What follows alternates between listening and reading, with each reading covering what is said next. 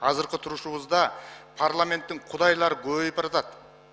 Парламенттин төрүндө тайраңдап, өз билгендерин кылып, жоо жакадан алып турганда, жоо менен эмес, парламент менен кармашканга өтүп жатышат. Аны азыр дагы бир кесиптешибиз ачыктап айтып берди. Ансыз деле жал куйругу кыркылган парламентти ого бетер басынтып, жаман көрсөтүү аракетин кылышып, ар кандай сөздөрдү жалдап жаздырганга өтүштү.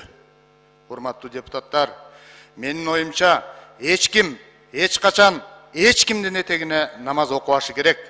Биз пендеден эмес, Кудайдан корколу. Элдин ырысы менен келечегинен жана бабаларыбыздын бизге таштаган аманатынан корколу. Ал аманат, ал таберик, ал мурас, чегарасы тарыган, арты туман, асты жар, алсыз эмес, толук кандуу келечеги бар эгемен мамлекетибиз.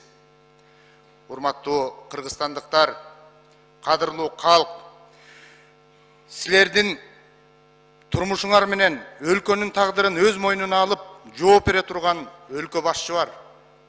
Силер кароосуз калган калк эмессиңер. Ар бир суроолоруңарга жооп алышыңар керек. Анткени бүт милдетти өз мойнуна алып жооп берет деп президенттик башкарууну тандагансыңар.